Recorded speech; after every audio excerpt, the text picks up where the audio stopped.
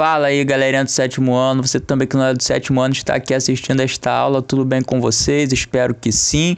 Sem mais delongas, vamos ao tema de hoje, que está conectado com tudo que a gente está falando até agora. A colonização da América pelos espanhóis. Pois é, pessoal, falamos dos povos americanos na última aula, né, chamados povos pré-colombianos. Agora sim a gente vai falar da colonização, ou seja, da tomada desses povos pelos povos espanhóis. De que maneira isso aconteceu, se foi bom, se foi ruim, vocês vão descobrir isso agora. Aí nós podemos falar de o Novo Mundo. Por que o Novo Mundo? Porque até Colombo chegar na América, ou seja, no continente americano, em 1492, os europeus não sabiam da existência desse continente. Tanto é que os povos, como a gente já viu, os povos Inca, Maia, Astecas, viviam tranquilamente sem a perturbação de europeu aqui no continente. E com a chegada dos europeus, eles vão falar: olha, que interessante, um novo mundo, e pessoas diferentes, comidas diferentes, porque quando eles chegaram aqui, eles tiveram contato com alimentos que antes eles nunca haviam conhecidos, como o milho, a mandioca, a batata e o tomate, por exemplo. Mas não só essa comida assustou, interessou os europeus, mas também os hábitos cultivados pelos povos que viviam aqui na América, né? Os que eles chamaram de índios, porque Colombo pensou ter chegado às Índias, mas não tinha chegado. E outra coisa que interessou bastante aos europeus, e isso, né, foi um dos grandes motivos de ter feito os espanhóis, né, a coroa espanhola ter patrocinado mais viagens de espanhóis, de navios espanhóis aqui para o continente americano, foi que Colombo viu que os indígenas conheciam o ouro, ou seja, metal precioso que estava em falta na Europa, e que Colombo viu uma forma de conseguir de maneira fácil. E não só os povos indígenas, aqui os povos indo-americanos, conheciam o ouro, mas eles sabiam aonde extrair, mostrar a localização do seu ouro para os espanhóis. Isso fez com que os espanhóis quisessem ficar aqui no continente americano. Aí não deu outra, né, pessoal?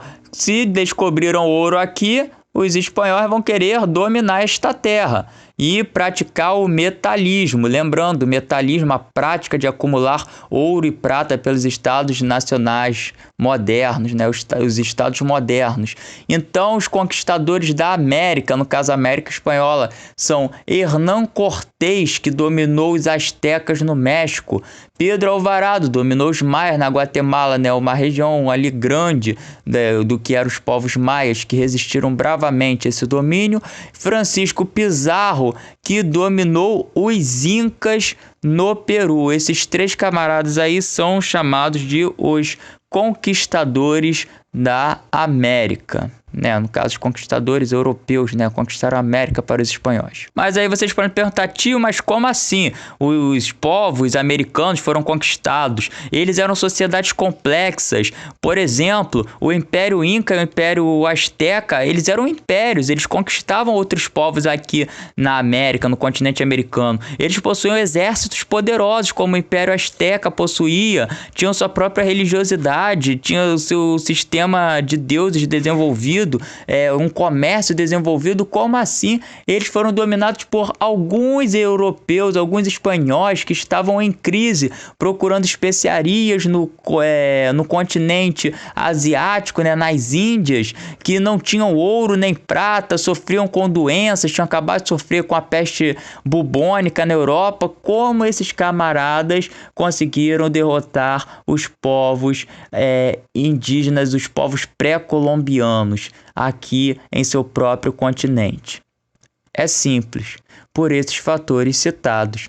Os espanhóis, eles não eram bobos.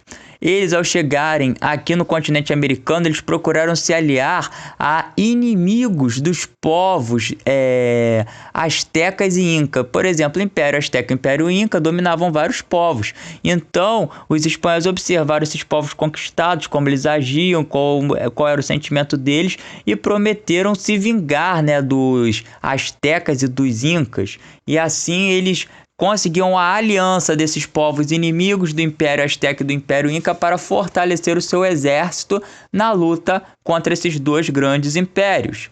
Além da superioridade bélica dos espanhóis, pessoal, porque o número de soldados do Império Azteca e do Império Inca eram maiores que os dos espanhóis? Eram. Mas os espanhóis preenchiam suas fileiras com esses povos inimigos do Império Azteca e do Império Inca e, além disso, contavam com canhões, que eram armas de fogo, já que eles tinham conhecimento da pólvora, contavam com fuzis, contavam com cavalos que ajudavam na mobilidade desse exército espanhol contra os indígenas. E as doenças contagiosas que os espanhóis possuíam, né, já tinham lidado lá na Europa, fez com que eles criassem anticorpos contra essas doenças, como, por exemplo, a varíola, a gripe e entre outras doenças contagiosas. E os indígenas que nunca tinham tido contato, por exemplo, com a gripe, com a varíola, eles eram infectados por essas doenças com maior facilidade, morriam com maior facilidade por essas doenças. Então eu costumo brincar que um espirro do espanhol matava em torno de 15 a 20 indígenas de uma vez só, um espirro, porque eles não tinham imunidade. Agora vamos parar para pensar. Naquela época, os indígenas eles não tinham, já não tinham imunidade contra essas doenças. Agora imagina atualmente que algumas aldeias indígenas viviam nesse período e a gente está vendo um período de Covid, né? Essa doença que nem nós que vivemos em meio urbano com várias doenças, temos anticorpos contra esse tipo de doença que nessa época aí do século XV era a doença que matava a vera, e hoje em dia a gente já vê como é bobeira e tal, resfriado, toma vitamina C que passa. E os indígenas até hoje não têm muita imunidade contra isso. E imagina para Covid. Tipo, morte certeira lá nessas aldeias indígenas.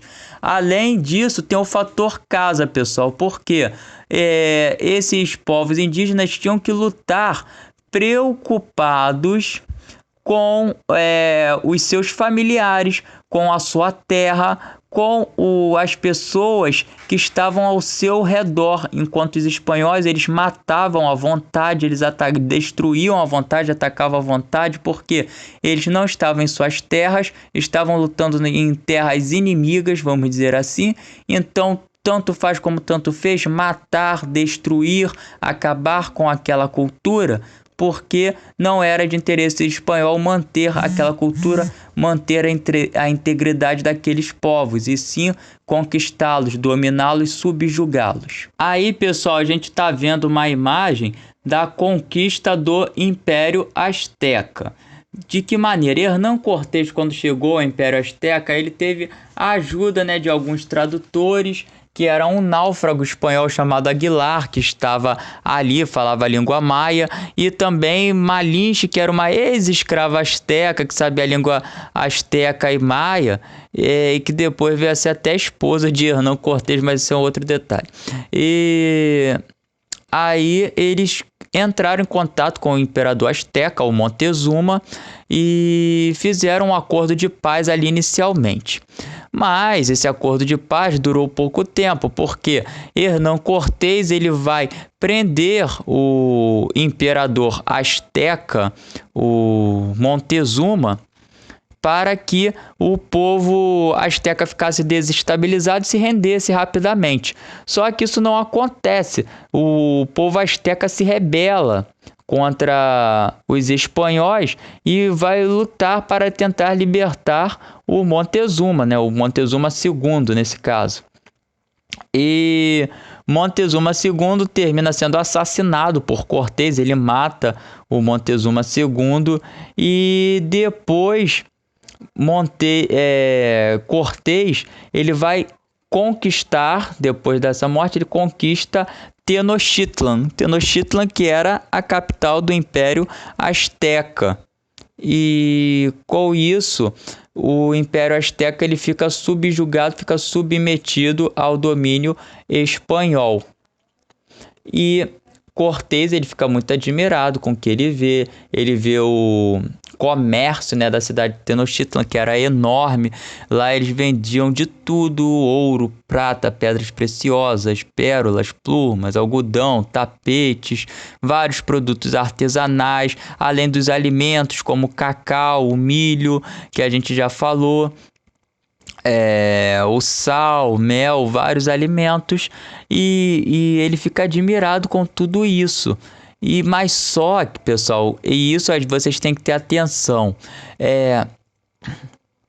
o domínio do povo asteca por Hernán Cortés, né, a tomada da cidade de Tenochtitlan, não significou que o povo ficou tranquilo, vamos aceitar, perdemos mesmo e tudo mais. Não, o povo resistia. Resistia de que maneira? Não aceitando a religião católica, que era a religião dos espanhóis, continuaram cultuando aos seus deuses,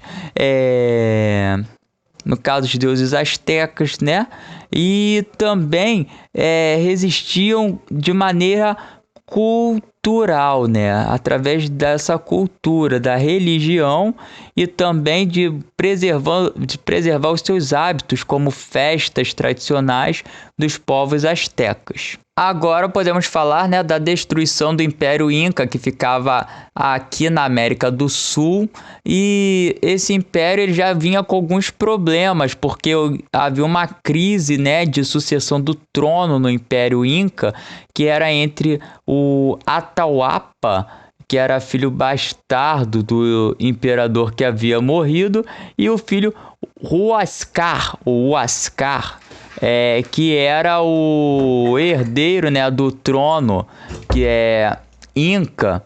E esse herdeiro do trono Inca, né, que era o filho mais velho, obviamente seria o herdeiro, ele estava sofrendo, né, com essa crise do irmão dele, o Atahualpa, que queria conquistar parte do império. Então, parte da população inca apoiou o Atahualpa e parte, que era a maioria, apoiava o Huáscar, ou Huáscar. E o que aconteceu? Nessa crise de sucessão do trono, apareceu Fernando Pizarro. E Francisco Pizarro. E Francisco Pizarro, esse espanhol muito esperto, começou, né, a procurar entender o que estava acontecendo ali no Império Inca. E o imperador Inca, né, no caso o Atahualpa, ele recebeu muito bem o Pizarro. E fez uma grande festa, teve uma grande recepção. E só que o Pizarro fez, não demorou muito, prendeu o Atahualpa. Acusou ele de ter cometido uma heresia contra a Igreja Católica e matou Atahualpa. E muitas pessoas, né, os familiares de Atahualpa, acusaram o Huáscar de ter colaborado com os espanhóis para tomar o poder, de ter assassinado o irmão. Então aconteceu uma rebelião inca. E o que vai acontecer? O Huáscar ele vai ser morto nessa rebelião inca. E dessa maneira, depois que o Huáscar é morto, eu adiantei a morte do Atahualpa. O Atahualpa vai ser morto depois pelo Pizarro. Na verdade, o Huáscar ele morre primeiro e o Atahualpa ele morre depois. Até então, o Atahualpa estava somente preso por Pizarro.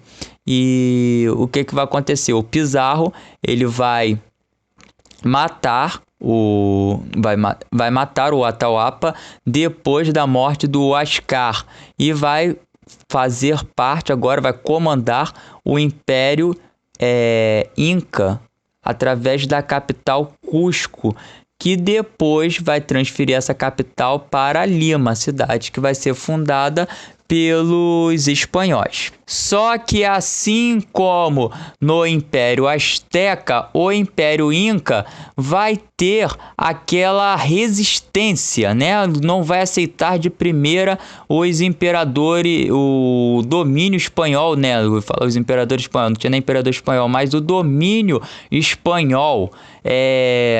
E um desses camaradas é esse aí, o Tupac Amaru. A gente vai chamar ele de Tupac Amaru, Tupac Amaru I, porque vai existir um segundo. Ano que vem vocês descobrem que foi o segundo. Mas o Tupac Amaru I, que era um herdeiro do trono Inca, ele vai lutar contra os espanhóis, vai promover essa resistência e vai ser derrotado e executado pelo Império Espanhol. Então, pessoal, essa conquista, esse domínio espanhol, essa necessidade de impor sua cultura sobre outros povos é chamado de etnocentrismo.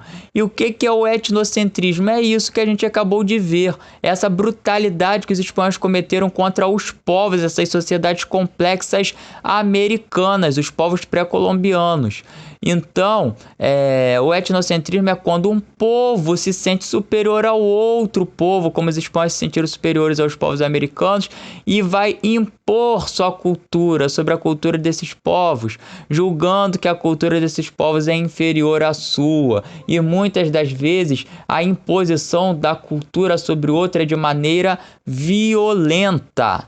Então, o que os espanhóis estavam praticando contra tanto o Império Azteca quanto o Império Inca era uma forma de etnocentrismo. E esse etnocentrismo fica claro na atuação da Igreja Católica dentro do continente americano, já que o Império Espanhol, né, o Estado moderno espanhol, ele tinha como religião oficial a religião católica. Então várias ordens católicas vêm para o continente americano para catequizar os índios, como os dominicanos, como os franciscanos, como os jesuítas. Isso acontece por quê? Porque inicialmente nessas conquistas os espanhóis vão escravizar os índios, mas vai haver um padre chamado Las Casas. Esse padre vai dizer que os índios possuíam alma, e uma vez que os índios possuíam alma, eles não poderiam ser escravizados, eles tinham que ser catequizados. Então, essas ordens religiosas vão buscar catequizar os índios, ou seja, ensinar, doutrinar esses índios na religião católica.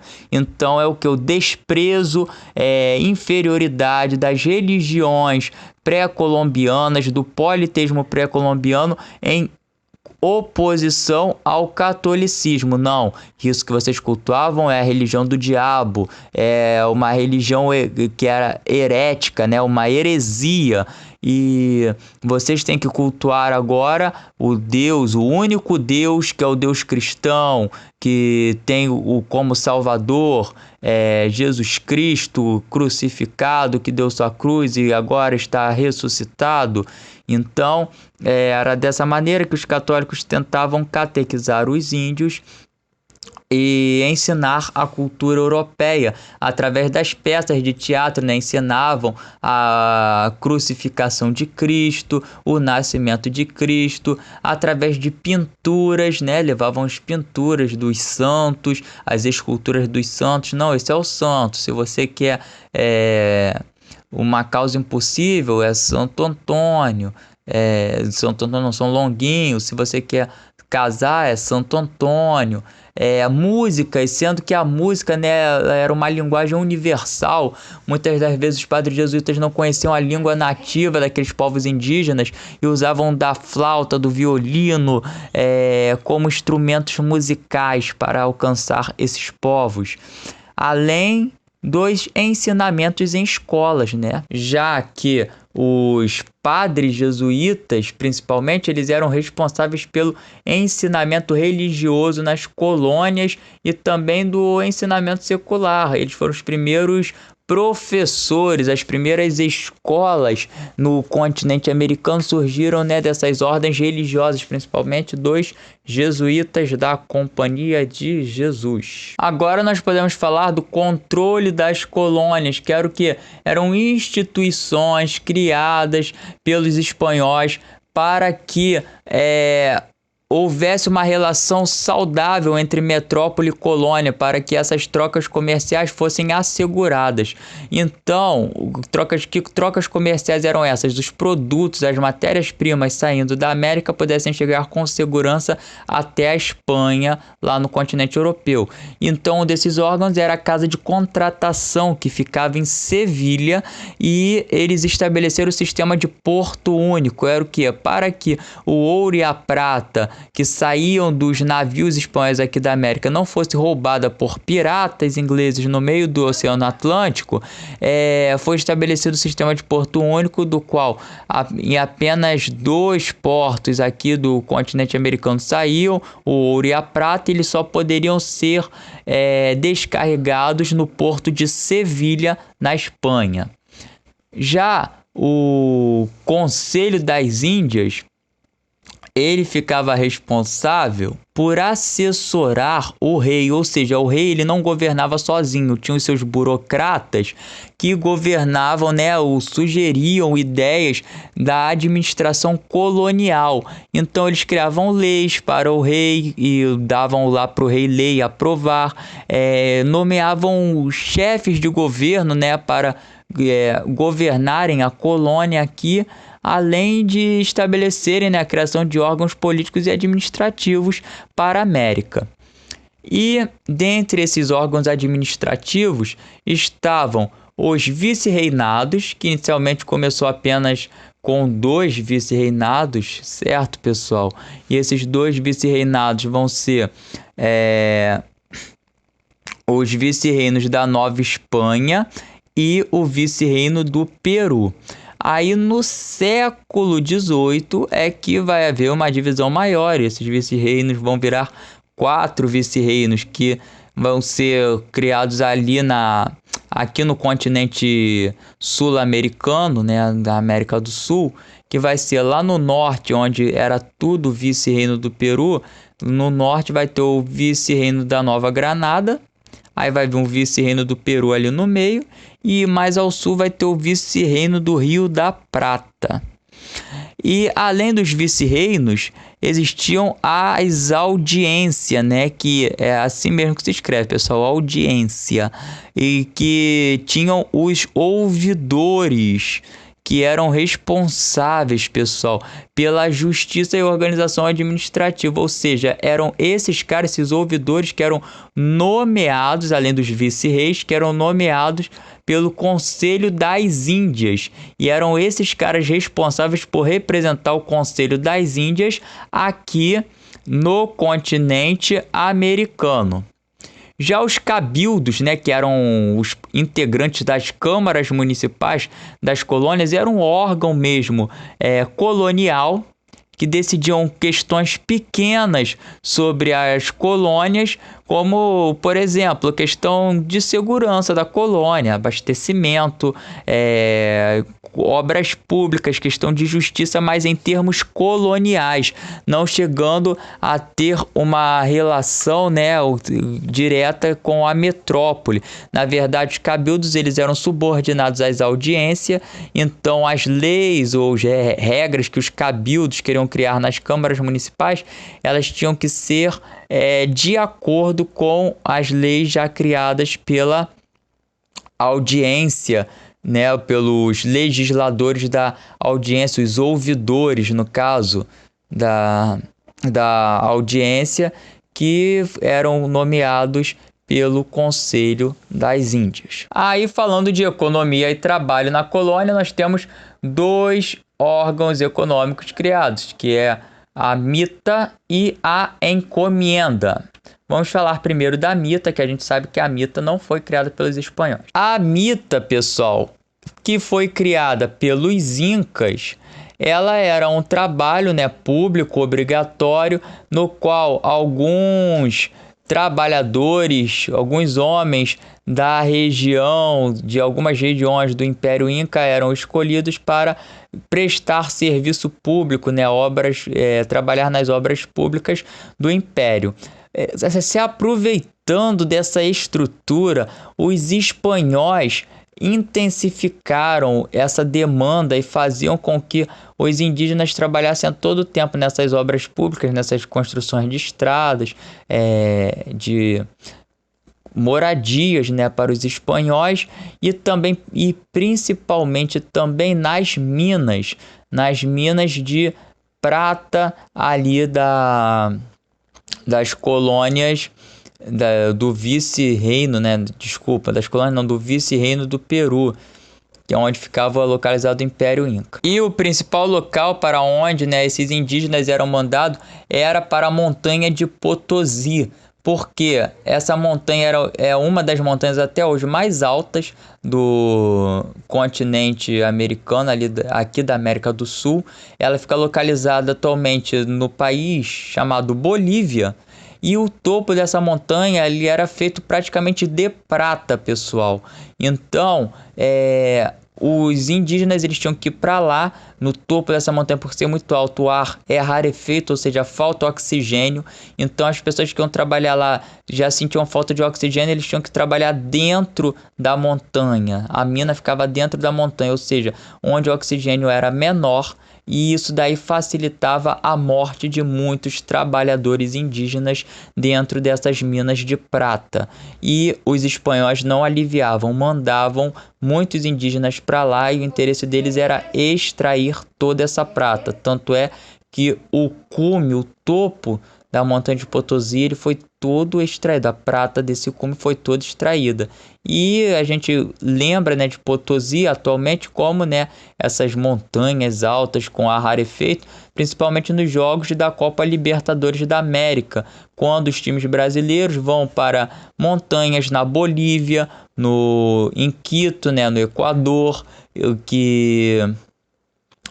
os jogadores brasileiros sentem falta de ar e necessitam até de balão, né, de gás oxigênio para poder respirar. Já a encomenda, esse sim, um órgão criado pelos espanhóis, ele era uma instituição na qual os colonos espanhóis eles eram obrigados a dar a educação católica para os indígenas, eles eram obrigados a dar alimentação, moradia e roupa para esses indígenas também, e em troca eles comandavam parte desses povoados indígenas chamados de pueblos e podiam fazer com que esses indígenas trabalhassem para ele em suas terras.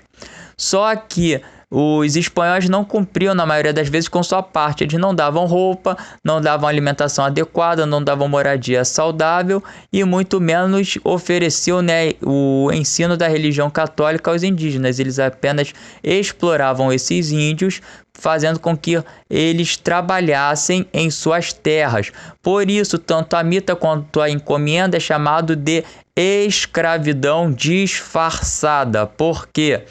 Porque os indígenas, eles oficialmente não eram chamados de escravos, mas na prática faziam um trabalho escravo. E com o domínio dos espanhóis sobre o continente americano, né, o que vai ser chamado de América Espanhola, a sociedade da América Espanhola ficou dividida dessa maneira, pessoal. No topo dela ficavam os chapetones que eram os espanhóis que vinham morar na América.